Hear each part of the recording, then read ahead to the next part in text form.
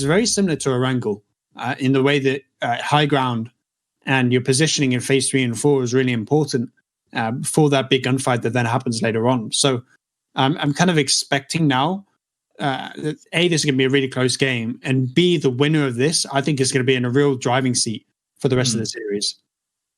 You could expect so, that's for sure. Let's see. A lot of the Russian players jumping out towards the west side. It's not too different from what we've seen before. It was a fairly western plain too. Is it going to be an island? Oh my god, an island ending in this game mode? Please, game, please give it to us. And then there's that one coming up. That initial man advantage puts you in a really strong position for the late game. Yeah, it's where we're going to be having our eyes early on. I can't really tell, to be fair, how many how many Turkish players are there, because there are a lot of Turkish players elsewhere on the map. And as you can see now, BSD does manage to find the first one, but he needs help coming in. Rupture is there immediately. Yeah, that's 3-0 so far in terms of knocks. Turkey shutting down the initial players, and they also have control of that silo player. They've only got one player there, but the high ground there you can use to your advantage really well to shut down these players. And now that kill feed starting to swing back in the favor of Russia. They've got a couple players down. So they're preventing the man advantage from extending in favor of Turkey. But realistically, I think you have to put Turkey in favors because it does look like they have more players in this area and they have that high ground position.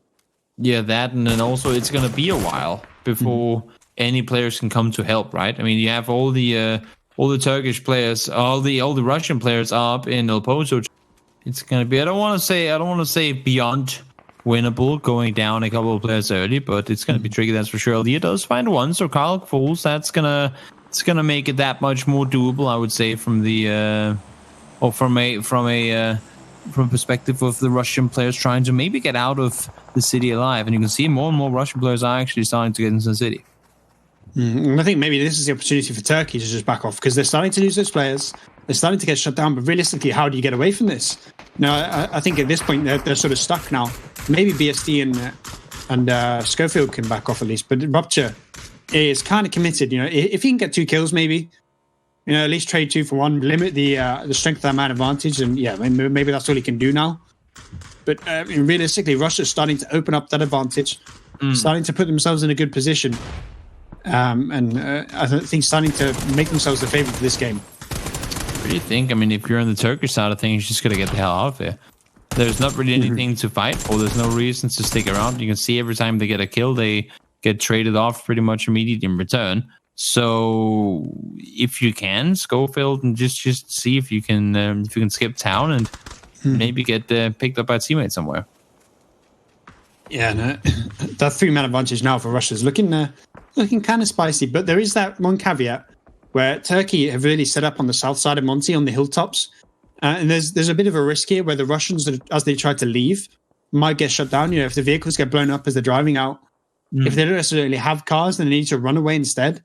There's a bit of a risk here where they could start to lose players. Yeah,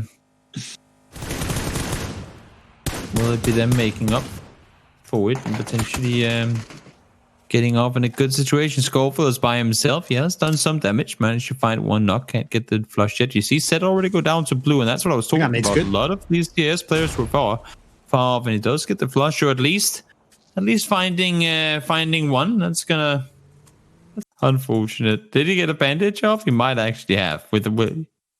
I think he got 1 tick. Oh, he did, yeah. He got the off his booster, and that's going to be what keeps him alive. But I mean, realistically, with phase 3 starting now, he's going to take a lot of damage. He's got no first aid left. I think it's his game over at this point. From this city, he gets shut down. He did get the kill at least, so he's had some impact. Yeah, now he's leaving a trail. Bit of a Hansel and Gretel man. He just gets obliterated by Zorf. There he goes. Now 3-man advantage for Russia. It's not all she wrote. 3's definitely something you can come back from. I mean, we saw, as I said earlier, big impact on this. If they can land them in that group and get a couple knocks, so close. Wow. If that nade had knocked 3 players, there's an opportunity for Turkey to just swing the game in their favor. I mean, for now, Michale's got that knock, got the flush into Drainus, so, that's a start.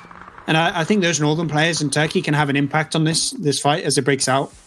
As we see, they're starting to rip players from the server. But if Russia can get up that hill, can get out of the range of the players in the north, it's going to be very difficult for that southern group to really need to.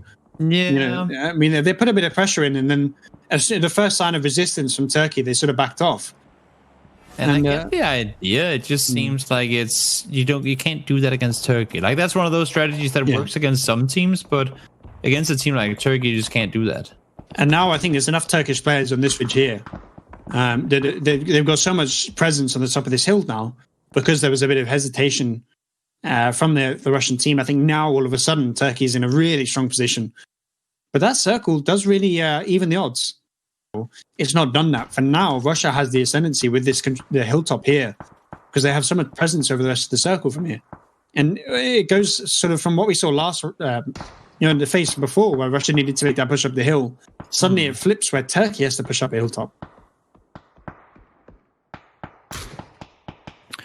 They're holding off. They're holding off for now, at least. Diaz up above, you can see he's being targeted by many teams. That's again where you go, oh, but why don't they just shoot them? It shouldn't be that hard. Well, if you have enough players looking your way, like every time you do this and peek one guy deep, and then you get tagged, like shot at by 7 different players. Oh, deep. That's a clutch info gathering there. Playing a bit of whack-a-mole right now with the Turks, but I think there's this. The one thing Turkey needs to do right now is extend that man advantage to.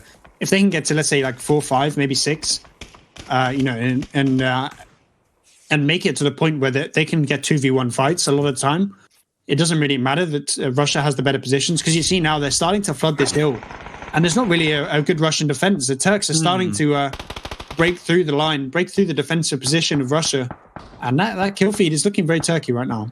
They're just spread all over the place, the Russian team, and that's again where, I mean, if Russia has a chance to engage in anything with 6 or 7 people pushing forward, there's really nothing you can do, no matter how good you are as a team, to try and hold off against it. And right now, it seems like that's the case. You can see 3 running up together here. There's going to be more pushing up from behind them. And, the numbers advantage is still there.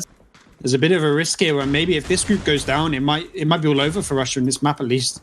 And the fact that people like Mert are stepping in from long range, getting those knocks, is really limiting what the Russian team can do. Deep's trying to make a move. Might as well. He needs to hold them off, and now with the circle pushing down the hillside, it's going to make things even more difficult. Because now they have to get down the hill, and nice double from Pokemon there. Yeah, and I think they need to exploit this. They need to go and try and clear out this northern group, because that will then allow them to push into the circle safely.